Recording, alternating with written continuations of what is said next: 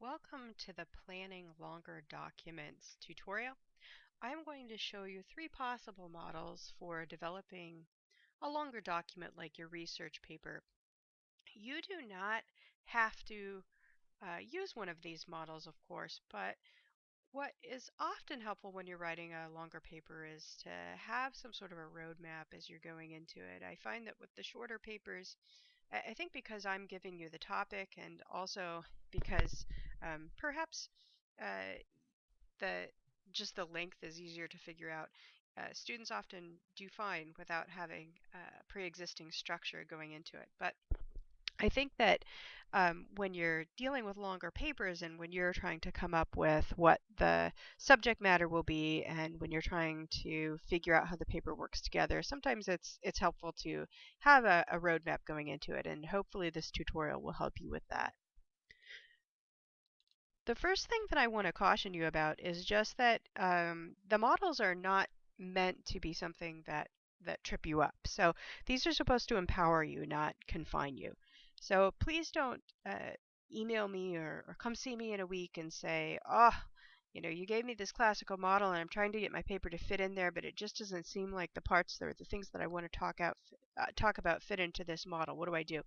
I'm going to tell you to do the same thing I'm going to tell you to do now. Make the model work for you. So if the model isn't fitting your needs, feel free to adapt it. Also, feel free to ignore it. These are meant to be tools to help you, not things that are going to make your life more difficult. The first model I want to talk about is the classical model, and it's probably going to look really familiar to you. It's because it's been around for a very, very long time. The classical model is loosely the basis for the five-paragraph essay, and it is the most common model of argumentation that we use in academic writing in the United States. It produces what you know as the thesis-driven essay, and it does work very well for most topics. This is how the classical model looks, and we're going to talk about the parts in more depth, but this is what I have on the handout that you should have downloaded for yourself in this module. As you can see, it's a five-part module, and that's why it is loosely the basis for the five-paragraph essay, although that interpretation of this model is problematic, but that's probably a topic for another time. Let's go ahead and look at the parts of the classical model. It begins with an introduction, which introduces your topic. It explains the significance of the topic and or your interest in the topic. And it includes the essay's thesis, usually at the end of the first or second paragraph, or at least at the end of the introductory section. Then the second part of the classical model provides a background for your topic. So the background can look different for different papers.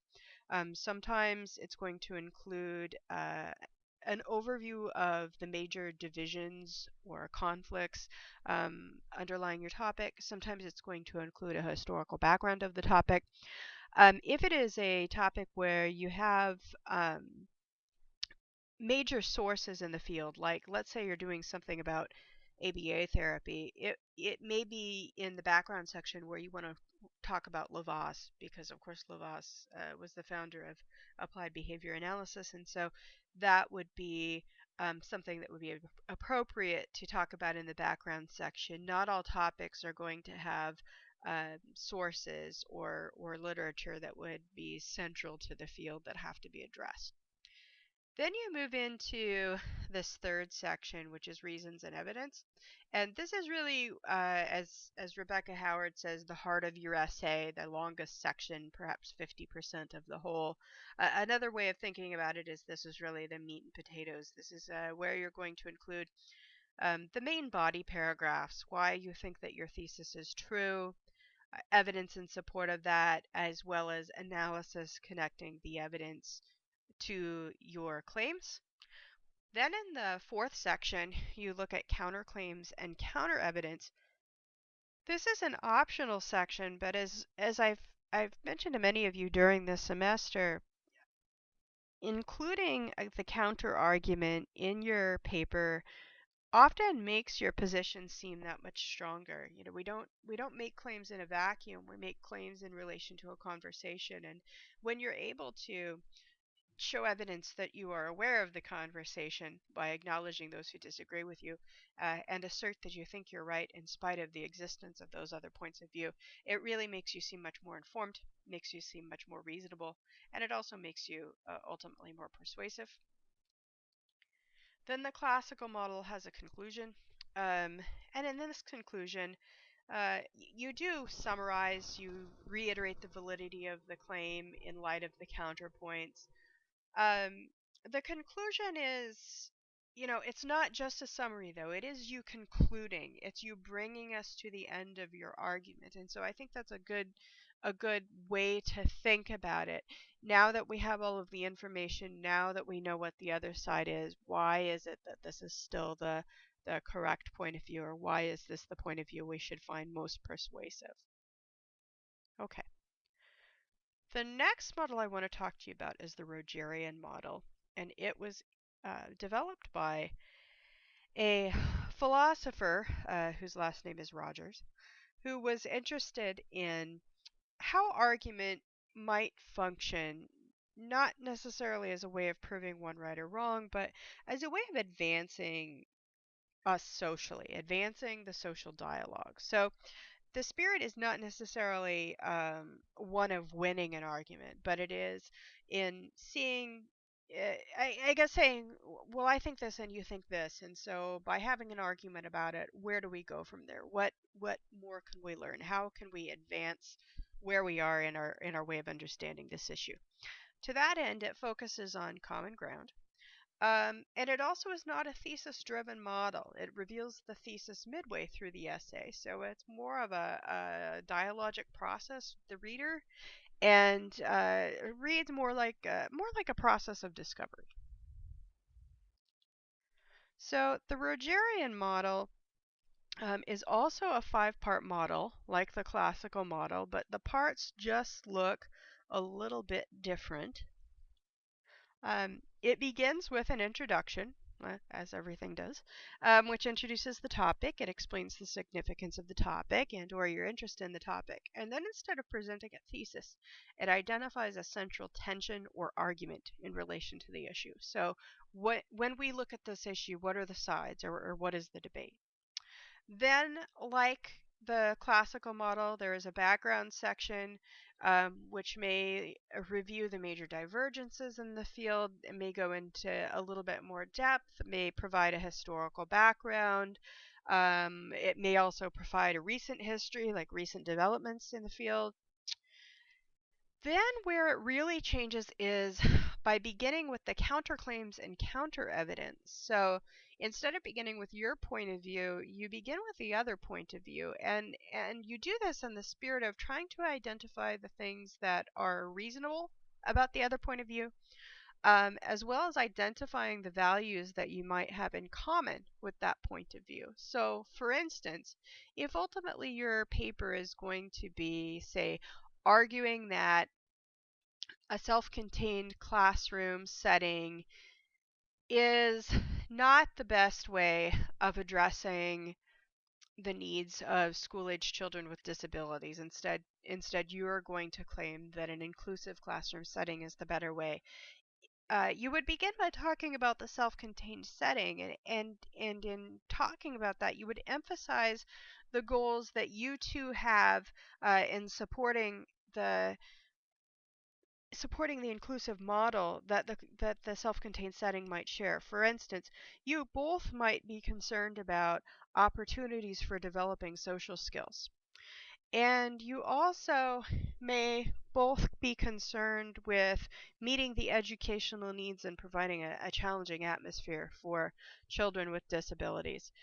So when you're looking at the self-contained classroom setting, you could talk about how the self-contained classroom setting tries to meet those particular needs. And then when you move to the 4th section, which is your argument, your reasons and evidence, where you present your claim, you're going to focus on the things that you had in common, or the things that are worthy about the self-contained model, but arguing how those things are actually addressed much better by the inclusive model of education. So you're not trying to say that this is all wrong or this is invalid, but instead you're saying, I see their point of view. I have some of the same things that are of interest to me, but I really feel like my way of doing it or my way of seeing it ultimately is the better way. Then in the conclusion of the Rogerian model essay, you summarize the issue and the major divergences of opinion. So you kind of bring together the debate and you really emphasize how your point of view to you is the most worthwhile point of view. Again, you're concluding the argument. You're not just summarizing, but this should be really where you bring the debate, at least for this moment, to an end. And both of these models, or the explications of the models, are taken from a book called Writing Matters by Rebecca Moore Howard. And there is the publication information there. Okay, one last model I want to show you is called the problem-solving model. Um, Now, the problem-solving model isn't for every essay, but some of you may be interested in writing essays that focus on a specific problem and you are going to pose a specific real-world solution. If that doesn't sound like what you're going to do, you can go ahead and shut off the tutorial now because this is specific to that kind of paper. The problem-solving model is sort of derived from the field of professional writing, where you're writing in a work setting where you're making specific policy recommendations to an organization or a business to do something. It focuses on identifying a solution to a real-world problem, and to that end makes specific policy recommendations. Here's how it looks. Again, this is another five-part model, but I think you'll see that the five parts of this model wind up being very different from the five-part model in either the classical essay or the Rogerian essay. The problem-solving model also begins with an introduction. This introduction is a little bit more extensive. It introduces the subject, it identifies the problem, which is very important. It provides a background of the problem. So in this case, the background is part of the introduction, and then it presents the essay's thesis. And then the problem-solving model has a methods section. And this may be something that you include or not. If you think about the way real research is performed in a work setting, usually there are very specific research methods that are employed in order to gather the information.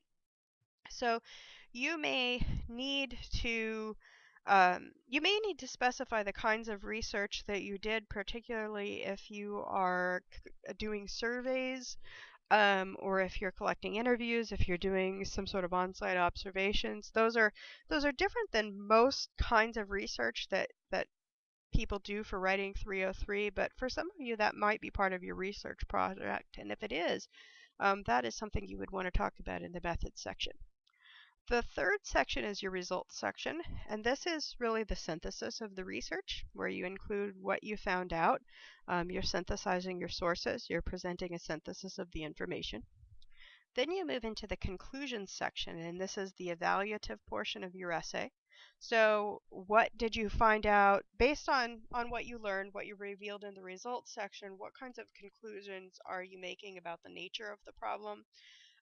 What is the source of the problem? What are the possible solutions for the problem? What are some things that could be considered? And then the continuation of that is the recommendation section, which is the conclusion of the problem-solving model. And this section is an emphasis on advocacy. So where you have presented what you found, you've evaluated what you found. Now in the last portion of your paper, you say what should be done. And that needs to happen in a very specific and viable way. In a problem-solving model paper, you don't want to just throw out something that's general but ultimately unfeasible. But if you can find a real-world solution and you find it compelling, then that could be a very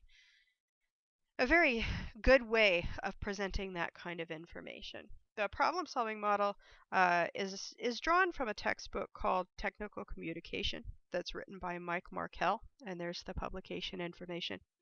Um, Again, just to stress, these models are meant to help you. They're not meant to confine you.